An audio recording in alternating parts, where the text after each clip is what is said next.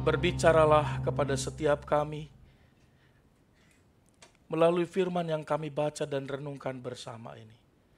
Biar kami juga Engkau beri kemampuan ya Tuhan untuk bisa membaca dengan teliti, memperhatikan dengan seksama, dan melakukannya dengan penuh kerendahan hati di hadapan Tuhan.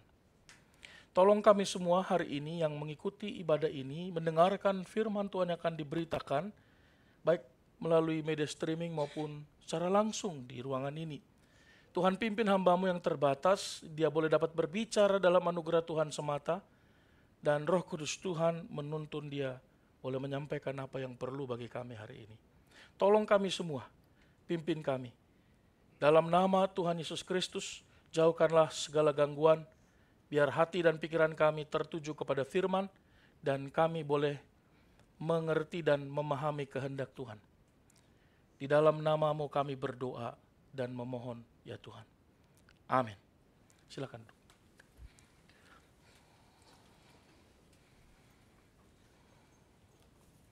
Shalom. Selamat hari Minggu buat kita semua. Selamat datang bagi Bapak Ibu, saudara yang baru pertama kali datang beribadah dan bersama-sama hari ini dalam ibadah kita. Selamat datang di Gereja Interdenominasi Injili Indonesia wilayah Tokyo yang merupakan rumah untuk semua, tempat bagi para pengikut Tuhan untuk belajar, bertumbuh, dan diutus menjadi alat Tuhan dimanapun Tuhan membawa kita. Saudara, kita melanjutkan perenungan kita hari ini. Kita masih dalam sequel Kristen. Hari ini tema kita adalah Kristen itu selalu kaya dengan syukur, bukan kaya kantong. Ini kalau bahasa Indonesia agak bersayap kalimatnya. Jadi wajah kita kayak kantong begitu Pak? Maksudnya berlimpah isi kantongnya. Kalau saya bilang beruang kan lebih parah lagi. Anda dan saya seperti beruang. Mari kita membaca teks firman Tuhan yang akan menjadi pokok perenungan kita hari ini. Mari kita membacanya bersama-sama. Ada 3 ayat 6 sampai dengan ayat yang ke-8. Firman Tuhan berkata, memang ibadah itu kalau disertai rasa cukup, memberi keuntungan besar. Sebab kita tidak membawa sesuatu dalam dunia, dan kita pun tidak dapat membawa apa-apa keluar. Asal ada makanan dan pakaian, cukuplah. Saudara, di satu ketika ada seorang yang melakukan reportase sipil, reportase secara umum, melalui vlognya dan mewawancarai seorang ibu.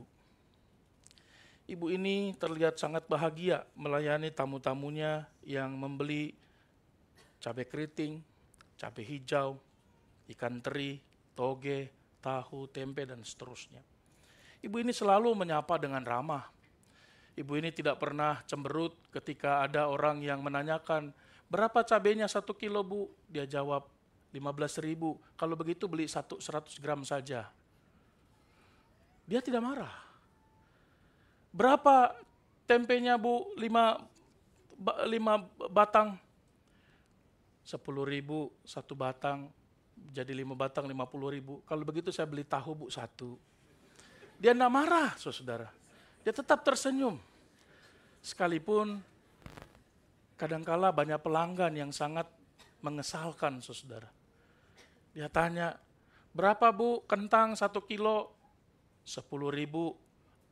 Ibu punya anak perempuan, apa hubungannya dengan kentang? Katanya.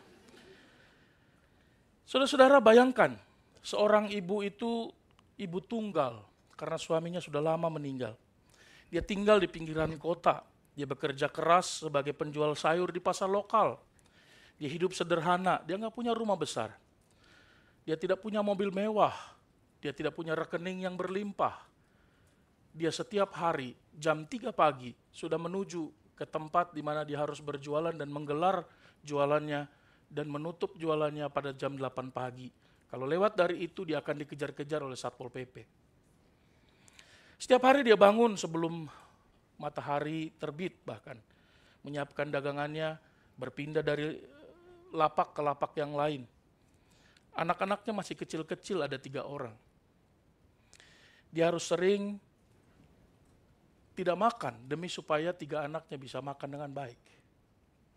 Dia sering mengalah supaya anak-anaknya bisa makan cukup. Anaknya bertanya, ibu nggak makan?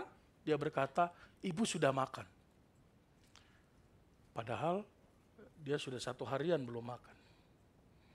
Tapi suatu hari tetangganya di sebelah lapaknya selalu bertanya, Bu, kok ibu enggak pernah kesal ya ketemu dengan pelanggan, ketemu dengan orang, siapa saja yang membuat ibu seharusnya bisa kesal kok enggak pernah marah.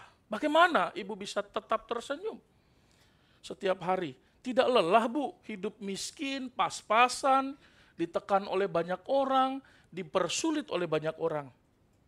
Sang ibu dengan wajahnya dan giginya yang setengah itu tersenyum, saudara. Dan dia menatap anak-anak yang bermain di belakangnya itu. Sambil dia tersenyum, dia berkata kepada ibu yang bertanya itu, Bu, saya punya cukup, makanan kami cukup, rumah kami sederhana tapi hangat. Kami memiliki satu sama lain. Bukankah itu lebih berharga dari uang yang banyak? Bukankah hidup yang kami miliki lebih dari cukup? Apalagi yang harus kita kejar? Jawaban ibu itu membuat ibu yang bertanya juga kemudian berdiam diri dan sejenak merenung. Ibu itu melanjutkan, kami selalu bersyukur dan tidak pernah mengeluh dalam segala kekurangan. Saudara, jawaban ibu itu adalah pelajaran kita juga hari ini. Kisah sederhana ini, dari sana kita belajar bahwa kaya bukan soal kantong yang berlimpah. Kaya bukan soal tidak pernah berkekurangan, makanan tersedia, bukan. Kaya itu soal rasa syukur, rasa cukup, karena harta dunia bisa datang dan pergi. Tapi hati yang melimpah dengan syukur, penuh dengan kepuasan, itu adalah kekayaan sejati. Amin. Saudara, hari ini mari kita melihat kalimat ini dengan begitu jelas dari Paulus dalam 1 Timotius pasal yang ke-6. Saudara, Rasul Paulus sedang menasihati Timotius yang muda itu, yang akan segera melayani, ditugaskan untuk melayani jemaat. Pokok bahasan kita hari ini adalah berkaitan dengan kepuasan, rasa cukup orang-orang percaya dan waspada terhadap godaan kekayaan. Saudara, pada masa itu sampai hari ini banyak yang menganggap bahwa ibadah, kesalehan, spiritualitas juga adalah sarana untuk mendapatkan keuntungan materi. Bukankah hari ini juga banyak begitu? Mimbar-mimbar menyerukan, bukan mimbar yang berdiri ini. Maksudnya podium-podium tempat memberitakan firman, justru dari sana keluar berita-berita yang mengatakan kalau Anda ikut Tuhan, Anda akan diberkati. Kalau Anda ikut Tuhan, Anda akan cepat kaya. Saudara, melalui bagian ini Paulus memberikan argumentasi yang menjawab semua konsepsi pada masa itu, bahkan sampai hari ini masih relevan. Bahwa kesalehan, spiritualitas, kerohanian bukan sarana untuk mendapatkan keuntungan materialistik. Saudara, Paulus mengatakan agama yang disertai rasa cukup atau ibadah yang disertai rasa cukup justru adalah keuntungan besar. Nah, maka hari ini mari kita belajar nih, Kristen itu kaya syukur, bukan kaya kantong. Ada 3 poin penting yang akan kita pelajari. Mari kita mulai. Yang pertama, saudara, kesalehan dengan rasa cukup itu adalah the true wealthy, kekayaan sejati. Saudara, Paulus baru saja, kalau kita membaca ayat 3 sampai dengan ayat yang kelima dari pasal yang ke-6, dia baru saja menegur guru-guru palsu dan mengingatkan Timotius, hati-hati. Ada guru-guru palsu yang menganggap kesalehan, kerohanian sebagai sarana untuk mendapatkan keuntungan materialistik. Maka dia melayani, banyak orang berusaha melayani. Mungkin bukan supaya kelihatan baik, tapi supaya dia diberkati. Mungkin ada orang melayani Tuhan supaya doa-doanya segera dijawab Tuhan. Supaya keinginannya dipenuhi oleh Tuhan. Tetapi Paulus mengatakan dengan jelas bahwa ibadah itu justru kalau disertai rasa cukup, rasa syukur memberi keuntungan besar. Mari kita baca terjemahan bahasa Indonesia sehari-hari. Mari kita baca sama-sama ya. Terjemahan bahasa Indonesia sehari-hari menerjemahkan bagaimana? Sama-sama, 1, 2, 3. Memang agama memberikan keuntungan yang besar. Kalau orang puas dengan apa ya? Saudara bisa mengerti ayat ini dengan sederhana saja bukan? Saya pikir saya tidak perlu banyak menafsirkannya. Karena ayat ini begitu gamblang dan jelas sekali. Kalau ada orang mengira bahwa keuntungan atau kesalehan adalah sarana. Kesalehan itu adalah sarana untuk mendapatkan keuntungan. Paulus menggunakan argumentasi ini. Ada 2 kata yang perlu kita perhatikan dalam ayat ini, saudara. Yang pertama, Paulus menggunakan istilah ibadah. Istilah ibadah, piety itu, kesalehan itu mau bicara tentang keseimbangan, saudara. Bicara tentang keutuhan, fokus kepada Allah. Ibadah itu memang fokusnya kepada Allah. Tapi kalau kita gunakan ibadah untuk mendapatkan apa yang datang dari Allah, itu berarti fokusnya bukan kepada Allah kan? Kepada apa yang diberikan Allah kalau kita fokus kepada Dia. Jadi sebenarnya motivasi kita beribadah apa? Kalau minggu lalu saya katakan ada orang yang datang ke gereja untuk mencari pasangan. Bahkan banyak putri-putri, laki-laki, putra-putra, gadis-gadis, dan perjaka-perjaka seringkali bilang kepada saya mengeluh, "Pak, tolong doain aku dulu." Bah, aku doain kau tiap hari. Bahkan sampai aku nggak ingat namamu, ku ingat wajahmu setiap pagi. Sampai aku nggak tidur mengingatkan wajahmu.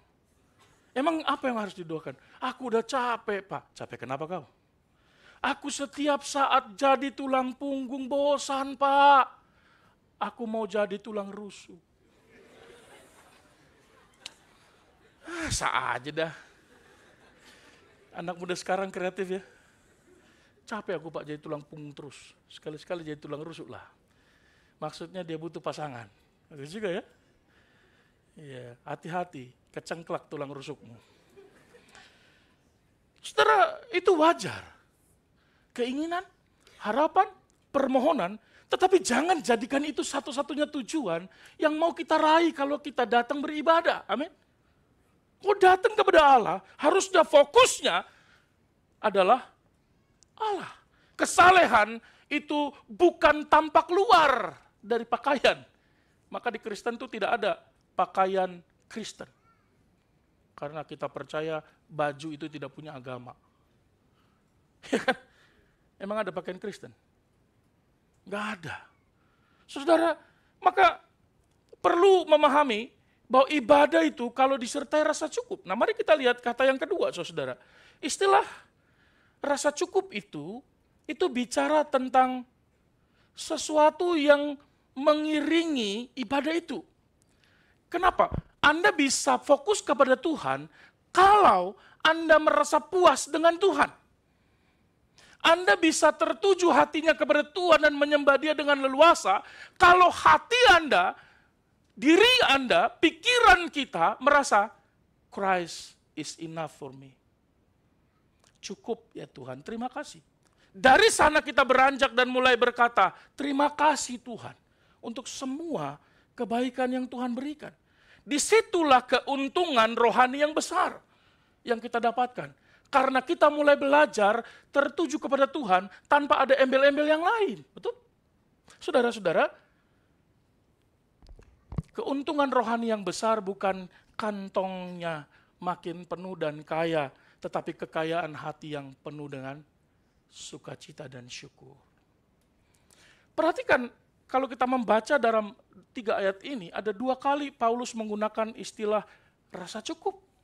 Dia berulang kali menggunakan itu. Bahwa rasa cukup adalah kekayaan sejati. Rasa puas hati. puas kepada Allah. Apa yang diberikan Tuhan, apa yang dikaruniakan Tuhan, apa yang tidak dan belum diberikan Tuhan kepada kita. Kita berkata, gak apa-apa Tuhan, aku bersyukur. Kalau sampai sekarang belum dapat tulang rusuk dan belum dijadikan tulang rusuk, bersyukurlah. Karena ada banyak orang yang sedang menantikan dan masih kehilangan tulang rusuknya. Amin. Amin. Yang sudah menikah jangan bilang amin. Saudara, maka Paulus bahkan menyajikan dua pilihan, saudara. Dari ayat ini dia sedang mau bicara tentang pilihan yang sudah dipresentasikan Tuhan Yesus Kristus sebelumnya dalam Lukas pasal 16 ayat yang ke-13. Saudara-saudara, perhatikan ayat yang ke-9. Ayat yang ke-9 itu berkata apa? Mereka yang ingin kaya terjatuh ke dalam pencobaan, terjatuh ke dalam jerat, terjatuh ke dalam berbagai nafsu yang hampa, yang akhirnya menenggelamkan dirinya. Dan akhirnya mereka masuk dalam keruntuhan, sekalipun dia kaya, sekalipun dia berlimpah, binasa. Tetapi perhatikan ayat yang ke-11. Pilihan yang kedua adalah, engkau, hai manusia Allah. Siapa itu? Tentu saja Anda dan saya, orang yang percaya. Karena kata mereka di sana itu gambaran orang yang tidak percaya. Tapi engkau hai manusia Allah, engkau harus menjauhi dan mengejar. Saudara, dua kata ini adalah dua kata yang bertolak belakang, bukan? Anda harus memilih, Anda mau mengejar kesalehan atau Anda mau mengejar keuntungan materi dari kesalehan. Hanya ada itu pilihannya. Tidak boleh memilih dua-duanya. Bagaimana Pak kalau kita damai-damai? 40% aku cari materi dunia, 60% aku cari Tuhan. Kan masih lebih besar persentasenya Tuhan, betul enggak? Kan kita suka nego kan? Paulus katakan, dan Tuhan Yesus juga mengatakan, kita harus memilih Tuhan atau Mamon. Nggak bisa dua-duanya. Karena seorang hamba tidak mungkin memiliki dua Tuhan. Coba, kalau Anda kerja di Gemba, dua perusahaan pada saat yang bersamaan, apakah Anda akan membelah diri seperti amuba? Walaupun banyak kita amuba, anak buka Batak. Kan? Saudara, tidak mungkin, bukan? Kita tidak bisa berada di dua tempat sekaligus dan berdedikasi kepada dua-duanya sekaligus, betul? Tidak bisa. Nah, kebanyakan kita berusaha mengkompromikan itu. Tapi firman Tuhan, Paulus mengatakan, dan dia mendapatkan itu daripada firman Tuhan yang dijelaskan oleh Tuhan Yesus. Pilih Tuhanmu, pilih Allah. Kalau engkau memilih Allah, maka engkau akan melepaskan semua hak-hakmu, kepemilikanmu atas apapun yang mengikatmu dalam dunia. Tapi kalau engkau memilih Mamon, maka dengan jelas kamu pasti tidak melayani Tuhan. Dan kamu tidak punya fokus kepada Allah. Lah kalau begitu Pak, pertanyaannya, dan pasti ini pertanyaan dari kita semua. Saya membantu mewakili kita untuk menanyakannya. Jadi metode khotbah di sini menarik ya. Saya yang tanya, saya yang jawab. Ya. Apakah ini berarti Pak, mengikut Tuhan, seseorang itu harus miskin? Tidak. Perhatikan dalam 1 Timotius pasal 6 ayat 17 sampai ayat 19 yang menjadi nats pembimbing kita tadi, kita melihat bahwa baik atau kaya itu adalah sebuah keniscayaan, kemungkinan dan harapan bagi orang percaya. Amin. Ada yang nggak mau kaya di sini? Nggak mau kaya Bapak katanya. Menghina kali kau. Ya, saya mau kaya Pak, tapi saya nggak mau meninggalkan Tuhan karena kekayaan. Puji Tuhan. Nanti ku salam kau 3 kali kalau begitu. Saudara, ketika kita sampai pada pasal 6 ayat 17 sampai 19, kita akan melihat ada orang yang kaya, tidak apa-apa. Semua orang memang membutuhkan hal-hal materi, betul? Tubuh kita ini tubuh jasmani yang membutuhkan hal-hal jasmani untuk bertahan hidup, betul? Anda butuh make up setiap hari, ya. Kalau udah make up, ya, butuh dempul berlapis-lapis. Padahal sudah ada filter di TikTok, masih terus laku itu make up, bukan? Anda butuh parfum yang wangi, sehingga ketika Anda lewat, wanita yang ada di sebelah saya, bau jengkol.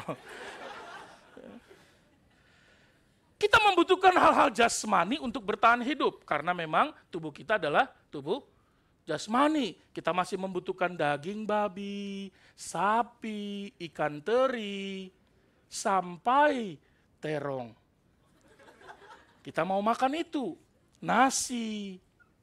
Saudara, tetapi kita membutuhkan hal jasmani, tetapi kita lebih membutuhkan hal-hal rohani. Kenapa? Banyak orang religius, banyak orang-orang rohani salah mengerti soal ini. Seolah-olah kalau sudah saleh maka tidak boleh kaya. Saudara, dalam ayat yang kelima, Paulus mengatakan demikian. Coba kita baca sama-sama. Percekcokan antara orang-orang yang tidak lagi berpikiran sehat dan yang kehilangan kebenaran, yang mengira ibadah itu adalah, Paulus menyebut ada guru-guru palsu, ada orang-orang Kristen palsu. Dan ini sudah diingatkan Tuhan Yesus jauh-jauh hari. Tuhan Yesus ingatkan dua hal untuk orang Kristen. Satu, waspadalah terhadap serigala yang buas, yang datang mau menerkam siapapun kawanan domba.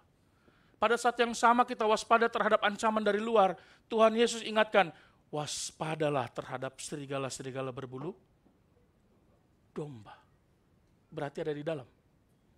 Bayangkan, kita harus waspada dari luar, tapi kita juga harus waspada ada dari dalam.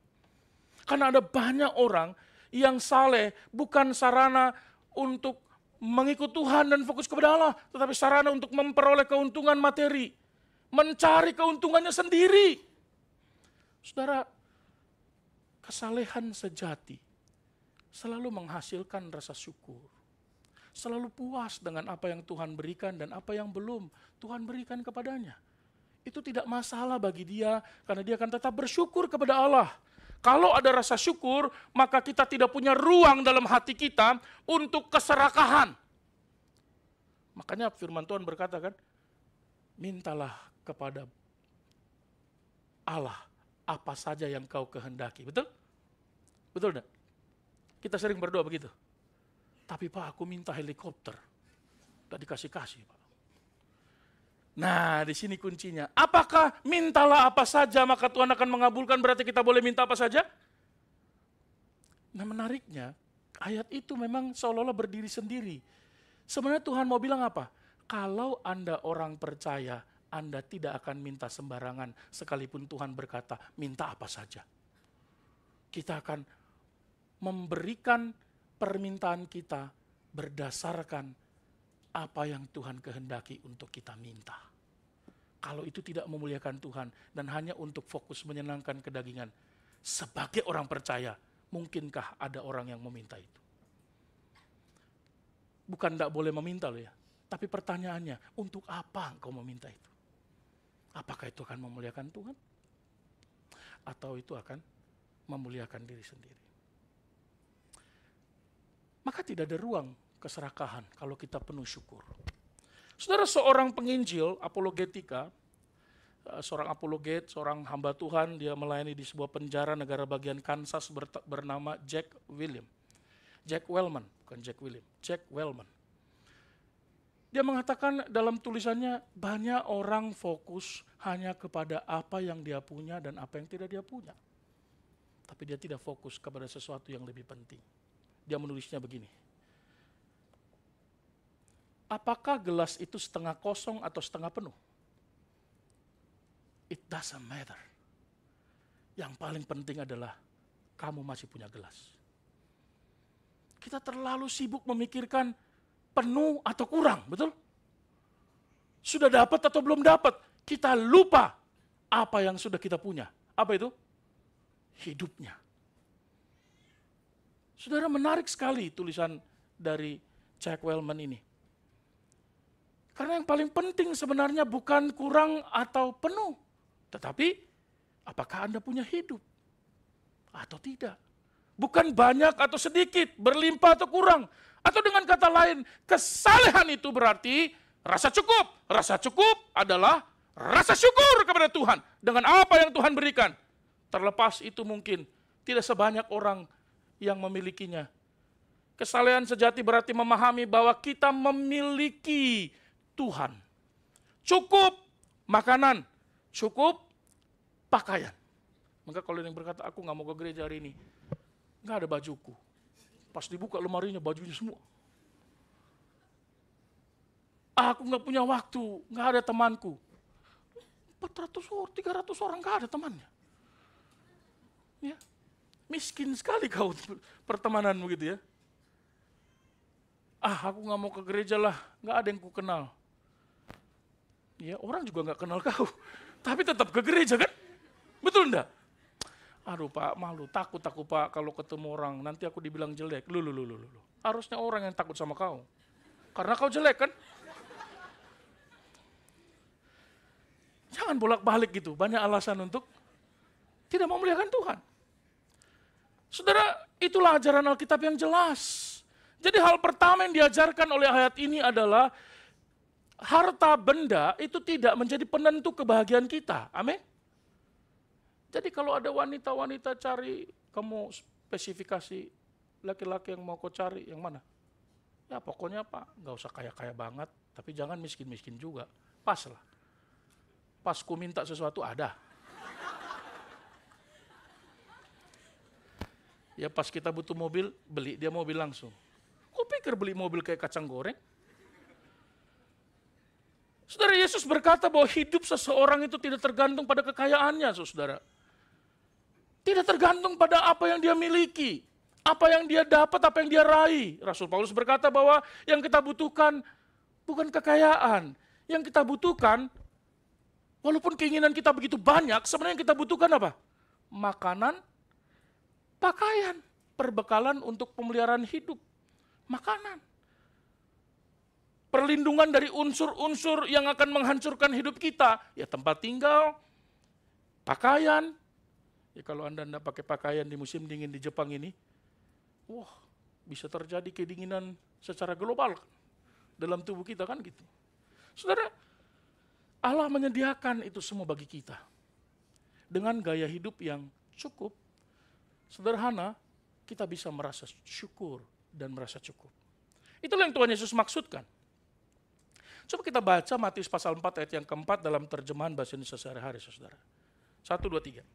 Yesus menjawab, di dalam Alkitab tertulis, manusia, tetapi juga dari setiap perkataan. Kalau manusia hanya pusing ngurusi roti, padahal ada roti sorgawi yang perlu kita juga makan, namanya firman Allah. Bagaimana kita bisa mengenal Tuhan? Kalau begitu, pengetahuan akan Allah itu yang memberi rasa cukup. Amin. Persekutuan dengan Tuhan yang mulia itu yang membuat hati kita berlimpah dengan syukur. Memberi kita kedamaian, rasa bahagia, rasa berharga, rasa aman. Maka kita tidak lagi merasa insecure. Karena melihat teman kita, perhiasannya banyak kali, ada 5 kilo dipegang gitu. Kita nggak insecure karena nilai hidup kita, status kita tidak ditentukan oleh apa yang orang punya. Lalu kita berkata, aku belum punya, aku jadi minder. Aku tidak S1, dia S2, aku minder. No, karena nilai hidupmu, apa yang kau jalani, itu bukan bergantung daripada apa orang yang punya. Tapi apa yang Tuhan beri dan karuniakan. Amin. Maka mungkin engkau tidak sarjana, hanya SMA. Mungkin kau cuma sarjana, tidak S2 dan S3. Mungkin bahkan kita berkata, aku cuma kerja di Gemba Kensuse Pak, mereka mahasiswa. So, kenapa? Mereka yang belum bekerja dan hanya bisa sekolah, mereka belum tahu apa itu arti bekerja keras. Betul? Berbanggalah untuk apa yang sedang kita dapatkan dari Tuhan. Dan bersyukurlah yang belum Tuhan berikan kepada kita. Amin. Apa yang kita bisa raih, jangan membuat kita kemudian jumawa dan berkata, aku telah mencapai sesuatu. Karena itu tidak menentukan siapa Anda. Tapi bagaimana kita mengucapkan syukur, itulah rasa syukur dan rasa cukup yang sejati, kata Paulus. Tapi Di dalam dunia ini kan tidak mudah untuk bersikap praktikal seperti yang diajarkan oleh Paulus. Hidup sederhana tidak semudah itu, Pak. Menjalani gaya hidup yang mendasar dan fundamental seperti Paulus katakan, tidak mudah, Pak. Betul, setuju saya dengan pendapat itu. Kenapa? Di dalam dunia ini kita terus-menerus dibombardir dengan ajakan promosi yang kuat untuk membeli ini, untuk kirim itu, meminjam ini, di masa depan untuk memiliki itu, untuk masa kini. Betul? Sebentar lagi iPhone terbaru keluar kan? Ayo. Saya dengar-dengar isunya, semoga itu salah. Kameranya ada 4. Ya, masih 3. Berarti bocoran yang saya dapat salah. Katanya bisa zoom, jauh sekali. Lalu setelah itu, bagus Pak hasilnya, blur. Kita dibilang promosi ini, promosi ini. Yang kedua kita didorong untuk mengumpulkan diskon di mana-mana. Musim panas ada summer sale. Malam hari, tengah malam, midnight sale. Ada yang sampai begadang nungguin di depan supermarket, kapan sale-nya. Di Indonesia itu luar biasa, saudara.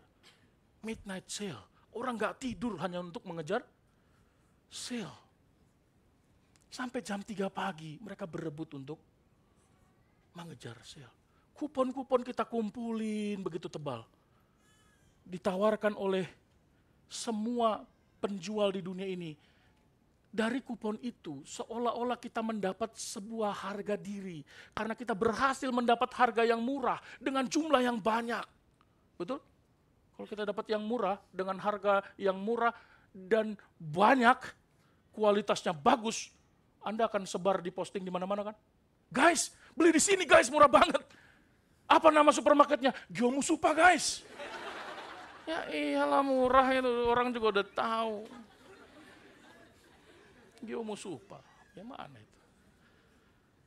Saudara-saudara, semua dorongan halus yang ada di dalam dunia ini ditekankan setiap detik, setiap jam, setiap hari, setiap kita membuka TV, membaca majalah, surat kabar, mendengar radio, televisi, bahkan sekedar kita jalan-jalan juga ada istilahnya, window shopping.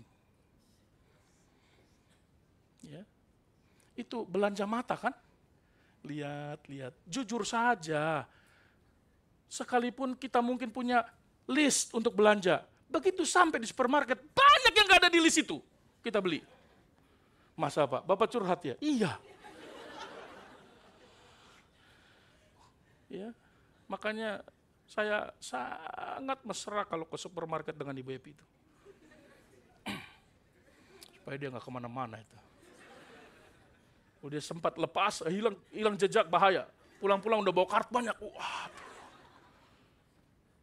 Kita hidup dalam dunia yang demikian, saudara, menyuntikkan propaganda untuk memiliki lebih banyak barang di rumah kita. Dan ketika kita mau pindah, kita bingung, segini ternyata barang kita. Perasaan kita nggak banyak beli, ternyata ada barang ini itu. Dan kemudian kita berkata, menyesal ya beli ini, kalau bisa dipulangin. Betul? Betul? Ya, nggak usah malu mengakuinya. Namun Paulus menekankan rasa cukup sebagai keuntungan besar. Mengapa? Mari kita lihat yang kedua. Kenapa keuntungan besar rasa cukup itu? Karena harta dunia itu fana, saudara. Apa? Fana. Tidak dibawa lahir. Ada saudara yang begitu lahir pakai gelang emas. Wah, itu cuma satu, Sun Gokong namanya. Emas ya. Saudara, dari ayat yang ke-7 yang mengatakan begini. Sebab kita tidak membawa sesuatu apa ke dalam dunia dan kita tidak dapat membawa apa-apa keluar. Betul? Ini membuktikan bahwa ya memang Paulus mau menggunakan kelahiran dan kematian sebagai contoh bahwa tidak ada yang lahir membawa apapun. Kita lahir pun bukan dengan senyuman, dengan tangisan. Kita mati pun diiringi oleh tangisan. Kita lahir, kita menyusahkan orang tua kita minimal, mama kita minimal. Kita mati pun kita ngerepotin banyak orang, apalagi kalau badan kita gendut kan. Bayangkan, biasanya butuh 4 orang, sekarang harus 7 orang yang mikul kita ke kuburan. Lihat, hidup kita isinya hanya ngerepotin orang. Amin itu. Amin. Betul loh, hidup kita banyak ngerepotin orang, tapi kita merasa kita paling repot. Saudara, Paulus berkata kita datang ke dunia nggak bawa apa-apa. Dan kita nggak bisa mengambil apa-apa untuk kita bawa. Ada pernah melihat orang dibungkus kain kafan, agama apapun. Kain kafannya ada kantong enggak? Kalau ada model baru tuh. Enggak ada. Tapi Pak, baju orang Kristen pakai jas ada kantongnya. Orang Batak kadang-kadang masukin macam-macam barang kan. Tas, sepatu. Wah ini kesukaannya, masukin. Oh ini baju kesayangannya, masukin. Bahkan nenek itu sebelum mati dia bilang, tolong pakaikan aku baju urutan kelima dari lemari yang warna merah. Pas dicek urutan kelima baju pramuka. Bahaya. Ini nenek mau pergi ke kuburan atau mau pergi jambore? Tapi karena permintaan ya dipakaikan lah. Setiap orang yang datang ke pemakaman, saudara-saudara mari kita Jadi nggak serius saudara. Karena ngelihat nenek pakai baju pramuka. Untuk menghormati nenek, mari kita tepok pramuka katanya. Apa yang bisa dibawa? Apa? Nggak ada. Saudara, kita tidak dapat membawa apa-apa ke dalam dunia. Kita tidak bisa membawa apa-apa keluar. Ayub berkata apa? Coba kita baca sama-sama. Dengan telanjang, aku keluar dari kandungan ibuku. Dengan telanjang juga aku akan kembali ke dalamnya. Tuhan yang memberi, Tuhan yang mengambil. Lalu mengapa kalau Anda kehilangan kekasih, Anda nangis, tidak mau keluar rumah? Tuhan yang memberi. Masih ingat? Masa apa Tuhan yang memberi? Tuhan yang mengatur engkau pergi ke perpustakaan hari itu, bukan kemarin, bukan besok, hari itu kau pergi. Waktu engkau masuk ngambil buku tabrakan, des, jatuh bukunya. Lalu dua-duanya berusaha mengambil dan tatapan mata. Daijobu. Daijobu des. Lalu berkenalan, tukeran WA. Lalu ketemu hari pertama, hari kedua. Anata no koto daisuki. Dan akhirnya Anda pacaran. Tapi setelah pacaran, putus. Mengapa bersedih dan gak mau keluar rumah? Aku benci dia sebenci-bencinya. Saudara, Tuhan yang memberi, Tuhan juga yang mengambil. Maka kalau Anda mencari keuntungan materi dari kehidupan rohani, itu sangat tidak relevan dan tidak sopan kepada Allah. Amin. Datang kepada Tuhan dengan hati limpah dengan syukur. Maka setiap kali kita datang beribadah, Tuhan, terima kasih. Thanks God, thanks God. Bangun pagi, terima kasih Tuhan. Walaupun aku bangun, aku belum kurus-kurus, terima kasih Tuhan. Tidak apa-apa. Walaupun aku bangun, aku belum gemuk-gemuk juga, walaupun aku sudah makan banyak, terima kasih Tuhan. Terima kasih. Apapun yang Tuhan berikan kepada saya, terima kasih. Dan keserakahan itu irasional. Sama sekali tidak masuk akal, saudara. Saudara, kenal dengan orang ini, saudara? John D. Rockefeller. John D. Rockefeller ini meninggal, saudara. Dia orang yang sangat kaya sekali. Seorang penasaran melihat seorang yang sangat kaya di dunia ini meninggal dan bertanya kepada pembantunya, berapa banyak yang Rockefeller tinggalkan? Jawabannya sederhana pembantunya, semuanya. Tidak ada satupun yang dia bawa. Padahal uangnya luar biasa berlimpah. Anda kumpulkan begitu banyak uang untuk siapa? Tidak ada kantong di kain kafan yang bisa Anda bawa. Tidak ada malaikat yang bisa Anda sogok ketika Anda nanti berjumpa di sana. Saudara, jika semua harta berakhir di bumi, apakah pantas kita mengorbankan jiwa dan iman kita demi uang? Pantaskah? Layakkah? Karena kekristenan memanggil kita untuk kaya syukur, bukan kaya kantong. Kalau begitu bagaimana orang saleh menemukan kepuasan sejati, Pak? Saudara, Paulus menjawab itu. Yang ketiga, yang terakhir. Saudara, hidup penuh syukur itu lahir bukan dari kaya, cinta uang, tetapi lahir dari rasa syukur atau rasa cukup. Saudara perhatikan ayat yang ke-8, Paulus berkata apa? Asal ada makanan, pakaian, cukuplah. Hal ini sebenarnya selaras dari apa yang dialami oleh Paulus. Paulus bukan cuma bilang, asal ada makanan, pakaian, cukuplah. Lalu kita berkata, iya Paulus kan makannya banyak jenisnya. Setiap kali makan 10 menu ada. Enggak. Coba perhatikan apa yang dikatakan Paulus di dalam Filipi pasal 4. Kita baca sama-sama ya. 1, 2, 3. Aku mengatakan ini, bukan karena aku kekurangan. Sebab aku telah belajar untuk menjadi cukup dalam segala keadaan. Aku telah mengalami berbagai keadaan. Baik berkekurangan maupun dimanapun dan dalam segala hal. Aku telah belajar, baik menjadi kenyang maupun menjadi lapar, baik berkelimpahan maupun kekurangan. Aku dapat melakukan segala perkara di dalam Kristus. Jadi Paulus katakan, aku udah coba semua itu. Mau makan kaviar, sampai sagu yang terbakar, aku sudah pernah makan. Makanan yang paling mahal sampai makanan yang tidak layak dimakan, aku sudah cukup. Tapi overall dari semua itu, hanya Kristus saja cukup bagi saya. Karena segala perkara dapat kutanggung di dalam Dia yang memberi kekuatan. Amin. Gak apa-apa. Ya. Kita belum mendapat apa yang kita inginkan, it's okay. Tapi kita memiliki Kristus. Amin. Paulus berkata, orang-orang yang kaya itu terjatuh ke dalam berbagai pencobaan. Mereka terjerat, saudara, ke dalam berbagai nafsu yang hampa.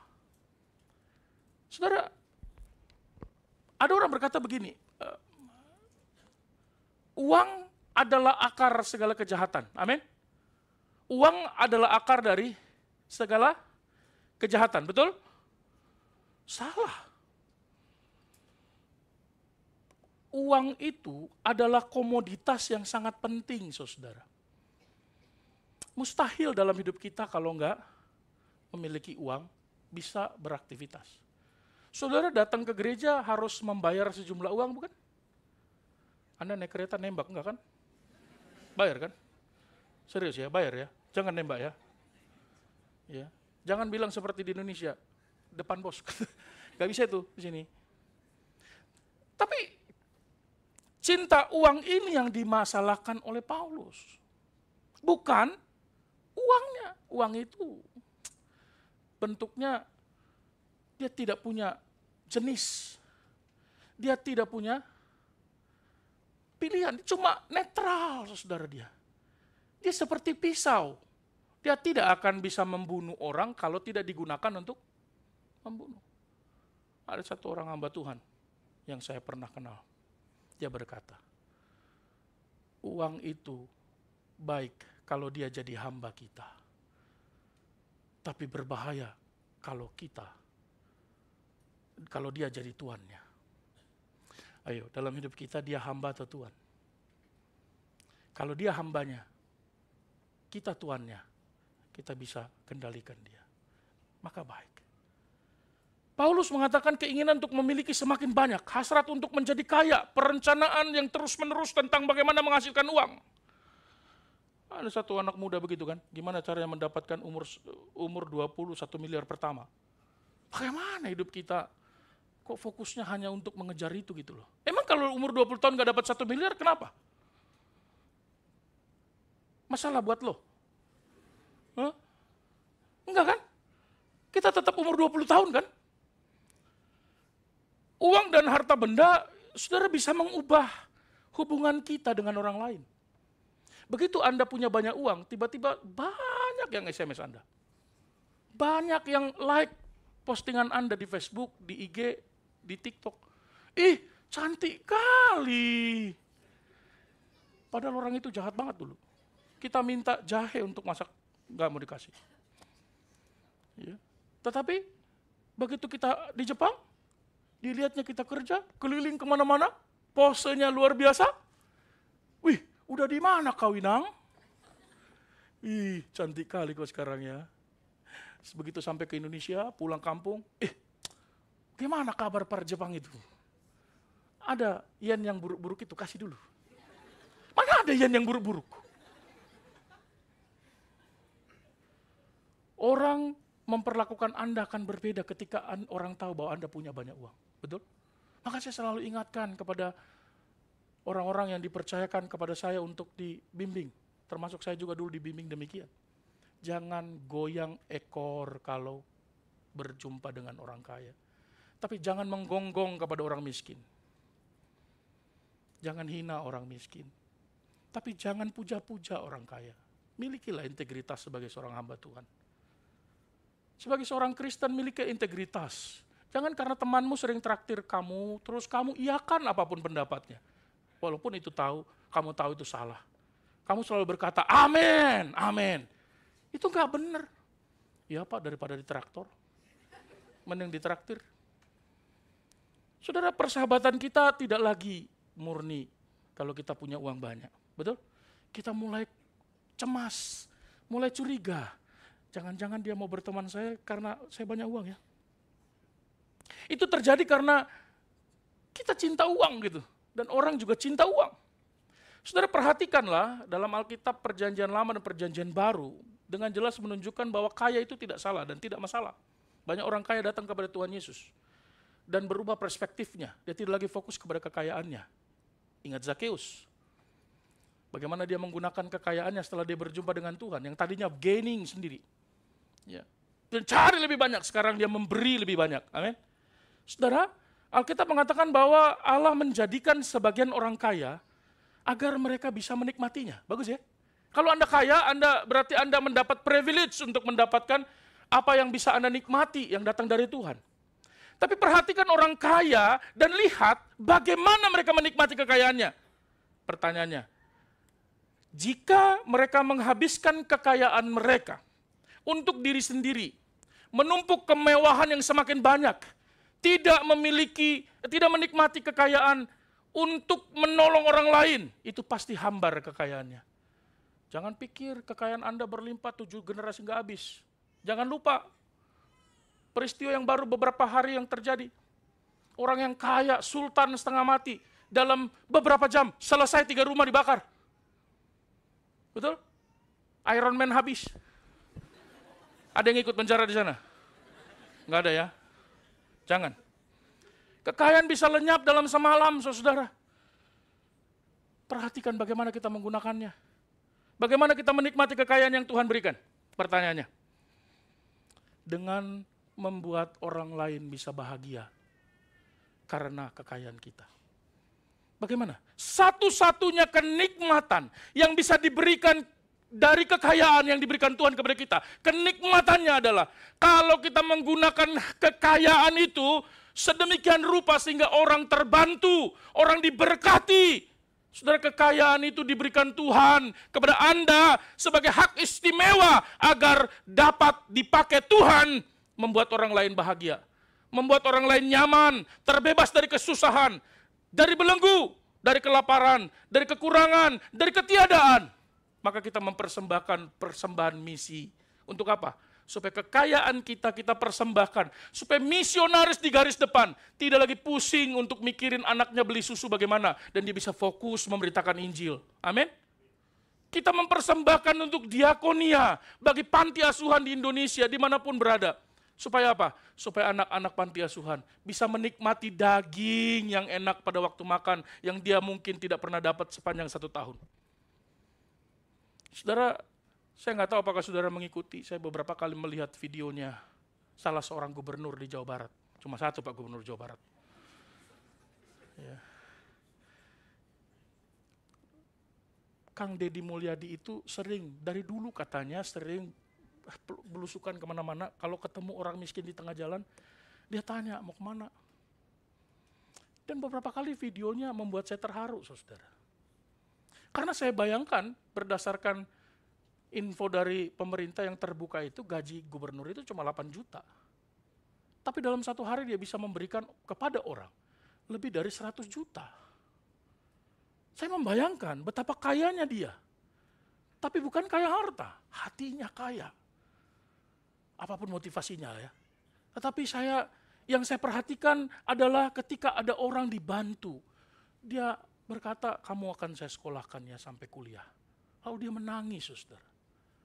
Dan dia berkata, terima kasih Pak Dedi, makasih. Wah, ada banyak orang di Jawa Barat yang bisa melakukan itu tapi tidak melakukannya, betul? Ada banyak orang di Indonesia yang bisa melakukannya. Ada banyak orang kaya tapi tidak melakukannya. Mengapa dia melakukannya? Lalu kemudian orang mencibir dia. Pencitraan dan sebagainya. Emang gue pikirin, Anda punya banyak uang, kenapa nggak lakukan? Saudara-saudara, Tuhan sudah mencukupkan kita. Makanan dan pakaian cukup. Amin. Banyak orang susah setiap hari, tapi nggak seberisi kita. Betul? Kita selalu mengeluh, nggak enak makan di restoran itu, jangan ke situ lagi kita. Ada orang yang tidak pernah makan daging seumur hidupnya. Sudah baru dengar ya, di Vietnam ada anak kecil umur 10 tahun, ikut lomba. Dan dia menang. Lalu tanya, kenapa mau ikut lomba? Dia bilang, aku ingin ikut lomba, karena dalam perlombaan ini ada makan daging. Aku belum pernah makan daging seumur hidupku. Ternyata dia anak panti asuhan. 10 tahun, nggak pernah makan daging. Tapi kita tiap minggu pergi ke Hong Kong, Korea, lalu kita bilang, gak enak makanannya. Hei, ada banyak orang susah tapi gak seberisi kita. Saudara, mari kita belajar. Rasa syukur itu bukan dari banyak uang. Tapi hidup yang penuh dengan rasa puas kepada Tuhan. Saya mau tutup kita dengan satu ilustrasi.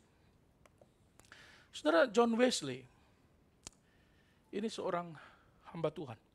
Tapi sebelum dia menjadi seorang hamba Tuhan, dia hidup dalam kemiskinan, saudara. Ayahnya seorang pendeta. Dari satu paroki ke paroki yang lain, gajinya paling rendah di Inggris. Dia harus menafkahi 9 anak dan selalu berhutang, saudara. Satu kali bapaknya John Wesley melihat digiring ke penjara karena berhutang. Ini seorang pendeta, kasihan pendeta ya. Untuk membiayai hidup 9 anaknya, dia harus berhutang dan akhirnya nggak bisa bayar di penjara.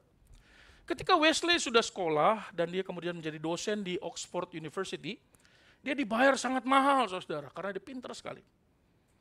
Dia menghabiskan uangnya, karena dia miskin sekali, dia menghabiskan uangnya semau dia. Digunakan untuk main kartu,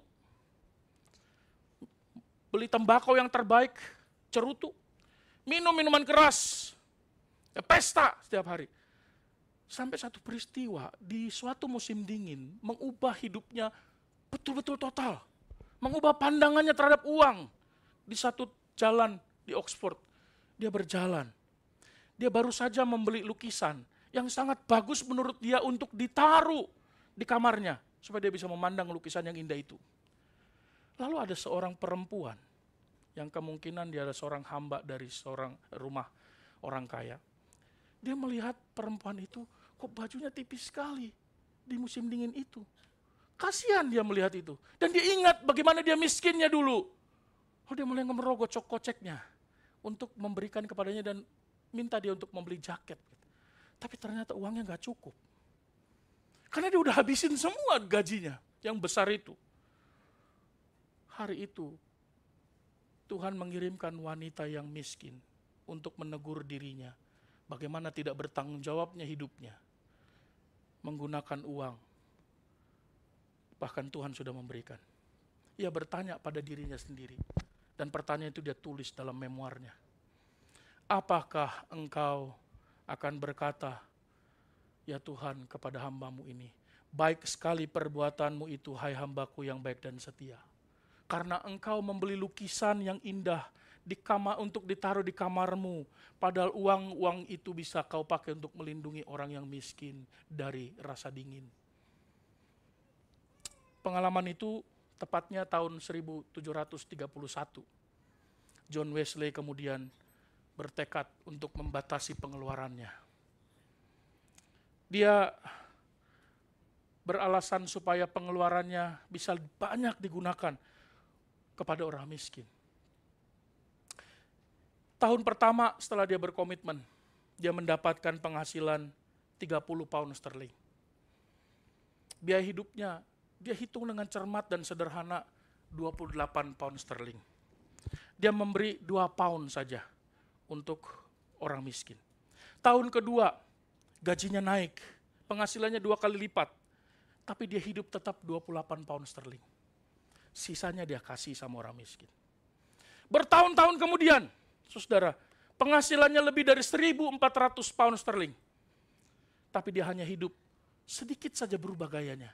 Jadi 30 pound sterling dari 28 pound sterling. Sisanya dia persembahkan. Total dia mempersembahkan 80% dari penghasilannya dan menggunakan 20% dari penghasilannya untuk kebutuhan hidupnya. Dan dia katakan, saya cukup. Kemudian dia menjadi seorang yang membangun denominasi Metodis yang begitu besar. Wesley yakin, Wesley percaya, orang Kristen tidak cukup hanya memberi persepuluhan. Tetapi harus memberikan seluruh apa yang diberikan Tuhan, supaya ada orang-orang yang bebas dari kekurangan.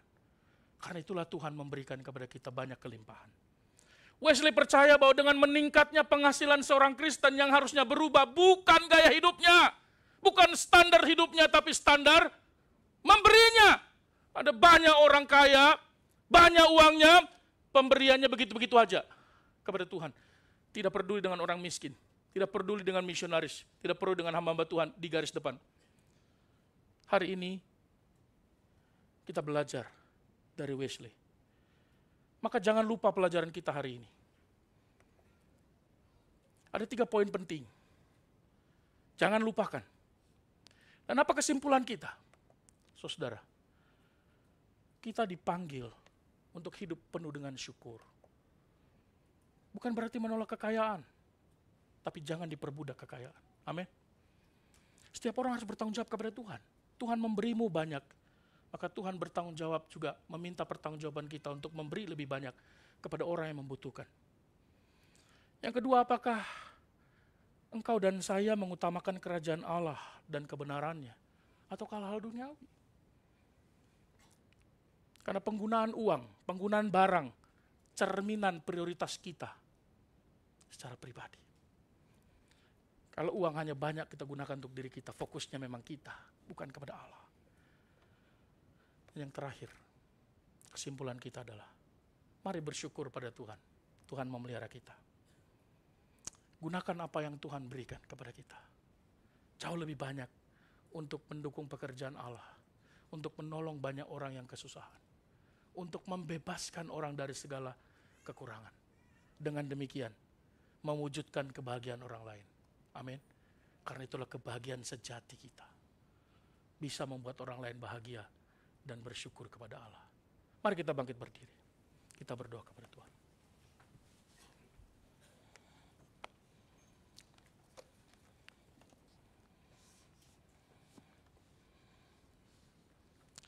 Mari kita berdoa. Tuhan, kami bersyukur kepadamu. Betapa banyak karyamu yang besar dan agung dalam hidup kami. Memberikan segala sesuatu yang kami perlu.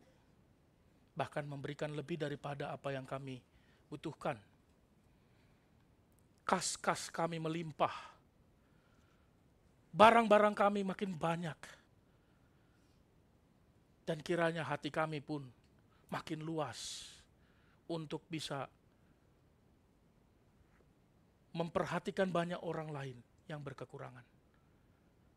Hidup kami bukan hanya mempersembahkan apa yang Tuhan perintahkan, tapi Tuhan memerintahkan untuk memperhatikan orang yang berkekurangan. Itulah sebab ada diakonia, ada marturia. Itulah sebab ada pekabaran Injil yang harus didukung.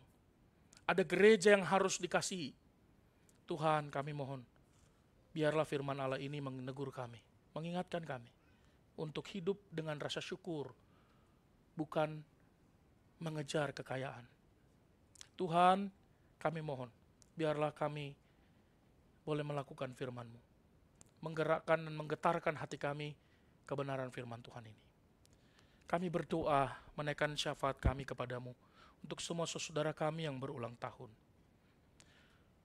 Saudari Lisa, Saudara Stefanus, Saudara Boy, Saudari Berliana, Ibu Maria, Ibu Virgita, Saudari Rahel, Saudara William, dan Bapak Pendeta Atsumi. Terima kasih untuk semua hamba-hambamu ini. Tiap-tiap waktu Tuhan memeliharakan dengan sempurna, dengan semua kebutuhan dan keperluannya. Tuhan mengaruniakan usia yang terus Tuhan tambahkan. Dan kami percaya Tuhan akan mengaruniakan juga kekuatan dan kemampuan untuk bisa menapakinya di dalam Tuhan. Engkau Tuhan menjadi pandu mereka. Engkau Tuhan yang memberi kemampuan bagi mereka. Dan sukacita datang dari Tuhan juga menaungi setiap hamba-hambamu ini. Berikan kekuatan, kemampuan, dan kebergantungan pada Tuhan bagi semua saudara kami yang mengalami kelemahan tubuh dan masih dalam proses pemulihan. Ibu Ellen, Ibu Wina, Bapak Sakurai, Bapak Yanes. Mohon Tuhan membimbing dan menolong, menguatkan dalam segala kesakitannya. Mohon Tuhan memberkati semua ibu-ibu yang tengah mengandung dan sedang mempersiapkan persalinan. Khususnya untuk Ibu Cindy, Tuhan menolong dan menyertai. Memimpin dia.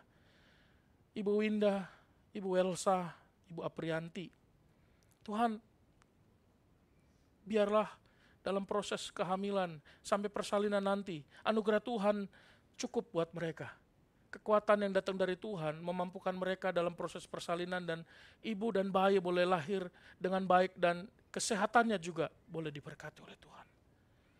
Pimpin negara kami Tuhan dengan semua tantangannya. Negara di mana kami berada juga kami mendoakan kesejahteraannya. Karena kesejahteraan kota adalah kesejahteraan kami. Mohon Tuhan berbelas kasihan kepada negara kami Indonesia. Tuhan menolong, jauhkan dari orang-orang yang jahat. Dan Tuhan pimpin Indonesia sehingga boleh memuliakan Allah. Kami juga akan mengambil sakramen perjamuan kudus. Berkatilah sehingga melalui roti dan anggur yang kelihatan ini mengingatkan kami betapa besar anugerah Tuhan dan pengorbanannya di kayu salib. Sehingga kami yang harusnya binasa mendapat keselamatan dan hidup yang kekal di dalam Kristus Yesus Tuhan dan Juru Selamat kami. Terima kasih Tuhan, dimuliakanlah Engkau, diagungkanlah namamu. Kami mau berdoa sebagaimana Engkau mengajar kami berdoa. Bapa kami yang di sorga, dikuduskanlah namamu. Datanglah kerajaanmu, jadilah kehendakmu di bumi seperti di sorga. Berikanlah kami pada hari ini makanan kami secukupnya.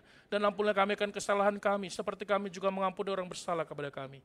Dan janganlah kami ke dalam pencobaan, tapi lepaskanlah dari penjahat. Karena Engkau yang punya kerajaan dan kuasa dan kemuliaan sampai selama-lamanya. Amin. Silakan duduk.